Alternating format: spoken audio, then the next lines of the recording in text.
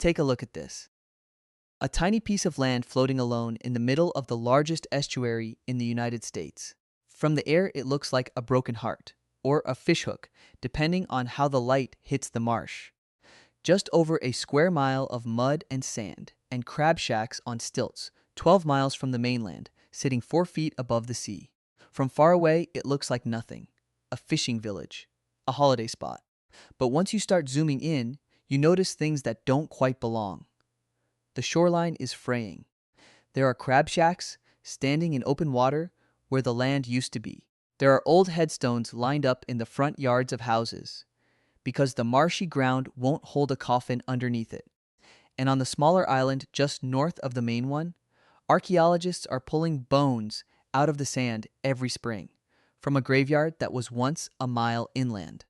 Before we dive in, hit subscribe and drop a comment letting us know where you're watching from. When I first found this place on a map, I felt something I didn't expect. It wasn't curiosity. It was a slow ache, because once you understand what's happening here, you can't unsee it. This is one of the last living pieces of a vanished America. A place where people still speak with an accent their great-great-great-great-grandparents brought from Cornwall in the 1600s. A place where the church bells still ring out across the marsh every Sunday morning. A place that gave this country its national anthem, even though almost nobody remembers. And in our lifetime, maybe in the next 20 or 30 years, this place will be gone. The sea is taking it, and the people who live there know it. They just refuse to leave. This is Tangier Island, and this is the story of an American home that won't survive the century. For most of human history, there was nothing on this rock but salt grass and wading birds. Native Americans came in the summer to fish, and they left their arrowheads in the sand, and they went home. In 1608, a sea captain named John Smith, yes, that John Smith, anchored just off the western shore and named the island after his ship's doctor. He never set foot on it. He sailed on. Nobody came back for almost 80 years. Then sometime in the late 1600s, according to island tradition, a handful of fishing families from Cornwall, on the southern tip of England, got in their boats and crossed an ocean. They were poor. They were religious. They were running from something: landlords, hunger, a war they didn't want. Take your pick. And they came to this little marshy island because nobody else wanted it. They built houses. They had children. They never left. Almost everyone on Tangier today has one of 3 last names: Crockett, Pruitt, Parks. The same 3 names that arrived on those first boats. The same 3 names that are on most of the headstones in everyone's front yard. They have been here, on this little piece of mud, for 15 generations. They never lost their accent. Even today, if you visit Tangier, you'll hear something that sounds like nothing else in America. The way they say high tide comes out like hoy-toyed, and that's what they call themselves. The hoy-toyders.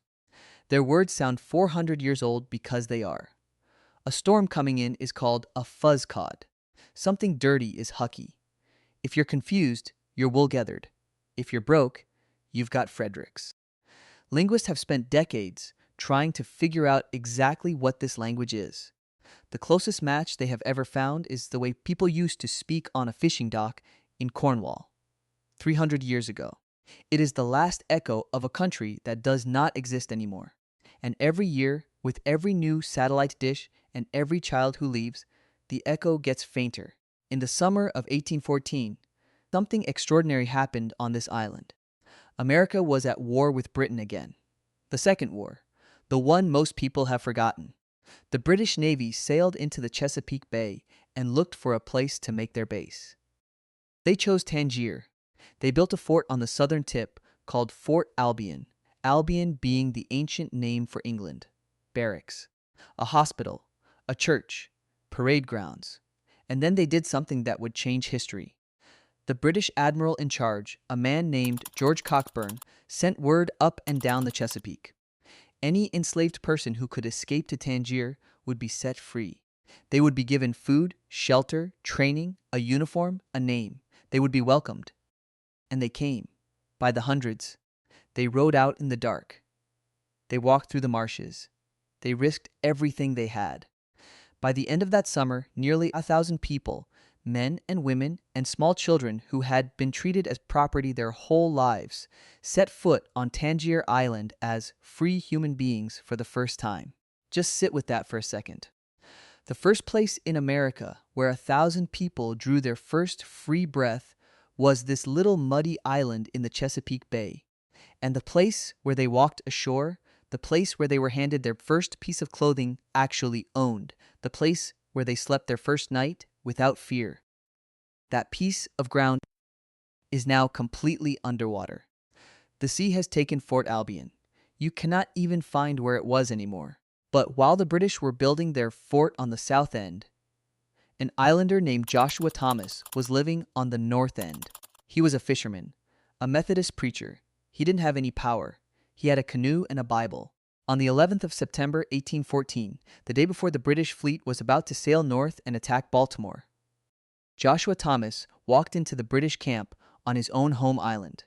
They let him preach. He preached a sermon called "Thou Shalt Not Kill." And at the end of it, he looked at thousands of British soldiers, men who could have done anything they wanted to him, and he told them calmly, certainly, that they were going to lose, that they would not take Baltimore, that God would not be with them in that fight. They laughed at him. They sailed up to Baltimore. They threw everything they had at Fort McHenry, 25 hours of bombardment without stopping. And in the morning, the American flag was still flying. They had failed exactly the way Joshua Thomas said they would. A young lawyer named Francis Scott Key was watching that flag from a ship offshore. When he saw it still standing at dawn, he picked up a pen and started writing. The song he wrote is now the national anthem of the United States, the Star-Spangled Banner. Every time it plays at a baseball game, every time a school quasar sings it on a Monday morning, every time it plays at the Olympics, that song exists in part because a Methodist preacher on a tiny Virginia island the night before looked an empire in the eye and told them they would not win. The survivors came back through Tangier on their way home. They found Joshua Thomas. They told him he had been right. That should have been the moment Tangier became famous. But it wasn't. The island stayed quiet. The Hoy-Toiters stayed on their rock, fishing for crabs and oysters, burying their dead in their front yards. When the Civil War came and Virginia voted to leave the United States, Tangier quietly refused. They were Methodists. They believed slavery was a sin. They stayed with the Union, even though the mainland was now the enemy. Nobody bothered them. They just kept fishing. For another century and a half, almost nothing happened here that the rest of America noticed. But the sea was paying attention. Every storm took a little bit more. Every winter, the soft marsh cliffs would crumble back into the bay. The island shrank and shrank and shrank some more. In 1850, Tangier was nearly 4 square miles. Today, it is barely 1. 2/3 of this place has simply melted into the water in less than 2 human lifetimes. And then, in the autumn of 2012, the dead came back. Hurricane Sandy slammed into the east coast on the 29th of October. The day after it passed, an islander named Carol Pruitt-Moore got into her boat and motored across the channel to Uppards, the smaller island just north of Tangier. Uppards used to have a village on it called Canaan. Her own mother's family had lived there for generations. The village had been abandoned in the 1920s, when the water came up too high to live in anymore. But the graveyard was still there. The dead were still there. When Carol stepped onto the beach that morning, she found a baby. He was 18 months old. The little buttons from his burial shirt were still resting on his ribs. A few feet away, she found his mother. A few feet further, an old man with hair combs still pressed into the clay beside his skull. 6 graves had been opened. Sandy had stripped the dirt off them the way you peel paper off a gift. Carol stood there for a long time and cried, because some of those bones were her own family. She later told a reporter, "The first thing I saw was an exposed skeleton. Then I saw a skull. Oh Lord." The state archaeologists came out. They worked on their hands and knees in the wet sand, trying to gather up everything they could before the next tide carried it away. but the cemetery the babies came from, the one their families had buried them in 200 years ago, that cemetery now sits 50 feet out into the bay, under the dark water. It is gone. Today, about 400 people still live on Tangier. There are only 60 watermen left. There used to be hundreds. Their children mostly grow up and move to the mainland because there are no jobs on a vanishing island. The school has 50 students for all 13 grades, one general store, two churches still full on Sunday mornings. No cars, no movie theater, no bar. The sign on the gift shop on the Lord's Day reads, "Closed, see you in church." Almost every house has a small plot of headstones in the front yard. Pruitt, Crockett, Parks. Sometimes a Dease or a Marshall. The names that came on those first boats from Cornwall 300 years ago. The names that will be the last ones spoken in the Hoy-Toiter dialect, before it disappears forever. Here is what I keep thinking about. This little American island gave 1,000 human beings their first taste of freedom. It gave Francis Scott Key his moment to write the song every American child still learns. It gave us a piece of England preserved alive for 400 years, a way of speaking, a way of working, a way of dying that does not exist anywhere else on earth, and we are going to lose all of it within our lifetime. When the last person leaves Tangier, the church will go quiet.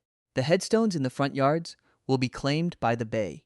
The Hoy-Toiter words will stop being spoken anywhere on earth. And one day, not long from now, someone will be looking at a map of the Chesapeake, and they will see a soft, empty patch of water where there used to be a town, and they will not even know what was there. Sometimes the smallest places hold the biggest stories. And this little American island holds more than almost anywhere I have ever read about. It held the first free breath of 1,000 people. It held the prophecy that became the national anthem. It held the last echo of a country that does not exist anymore. And every spring, when the tide comes in a little higher than it did the year before, the people of Tangier go to church and they pray. And then they go back out on the water and they catch their crabs and they go home. Because home is the only thing they have left. And they are not finished with it yet. If you've ever been to Tangier, or know someone who lived through any of this, let me know in the comments. And let me know where I should go next. See you in the next one.